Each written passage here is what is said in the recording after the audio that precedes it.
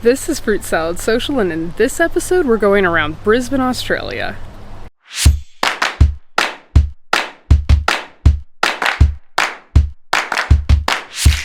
G'day mate, and welcome to the first part of the Fruit Salad Social Australia series. I was lucky enough to spend 2 weeks down under with my significant other's Australian family while greatly benefiting from all their local tips and hospitality. Thank you so much to my lovely hosts. In this episode, we're going around Brisbane with the locals and hitting up spots like Redcliffe, Mount Coottha, the CBD, and a little trip to a nearby country town.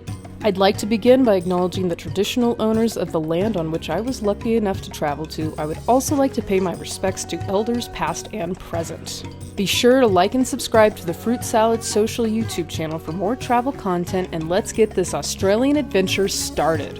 Brisbane is the capital city of Queensland, Australia, and is located on the east coast of Australia, north of both Melbourne and Sydney. Brisbane is the third most populous city in Australia and is located in the hilly footplain of the Brisbane River Valley between Moreton Bay and the Taylor and Diaghilar mountain ranges. Thank you, Wikipedia, for my geography facts. Now let's talk about the most important thing you will hear in this video. Repeat after me. Brisbane. Brisbane. Brisbane. Ben is your friend from Brisbane.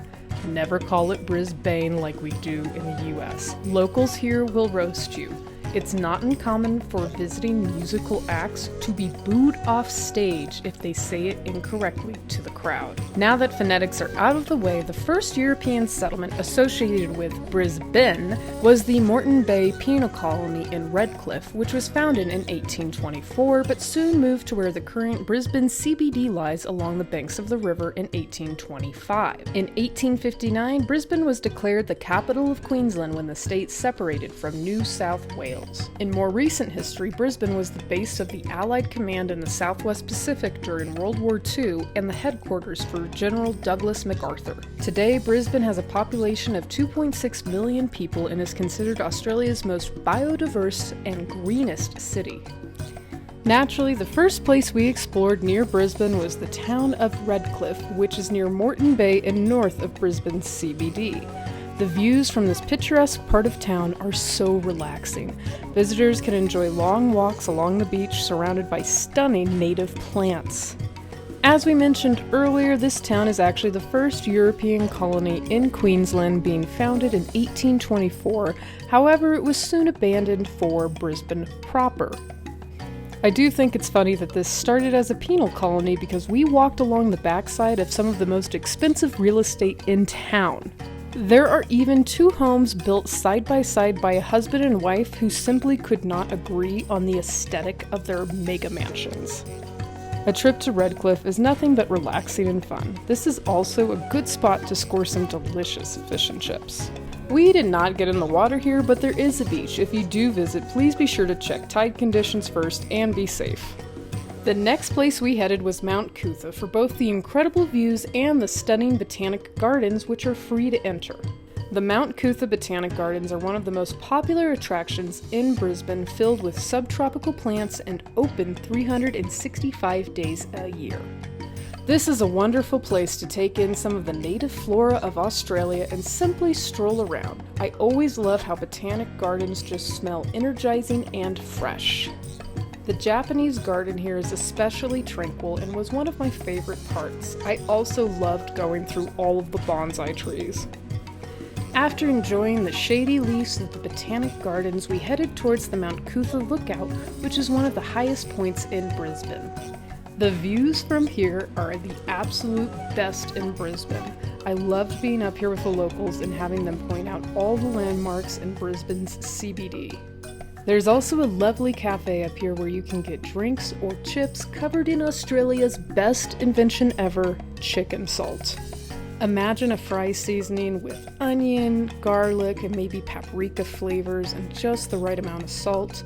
Chips in Australia are usually covered in it, and oh my god, it is so addictive. While at the lookout and driving up the mountain, keep an eye out for hikers training for a pilgrimage to the Kota Trail in Papua New Guinea. Mount Coottha is home to the Kota Trail Loop, which is a popular training circuit for those intending to hike the 60-mile trail honoring Anzac soldiers who trekked it during World War II through the dense forests of Papua New Guinea. As I said before, Brisbane has many connections to World War II, and it's a good idea to look up some of the history before visiting. Another nearby site to watch out for is the Toowong Cemetery, which supposedly is one of the most haunted places in Australia and potentially has its own vampire. To start off our next day of adventure, we headed towards the CBD. If you're wondering why I keep saying it like that, it's a reference to a local radio host who always says, "The CBD," with a lot of emphasis. My lovely hosts kept making that joke the entire trip.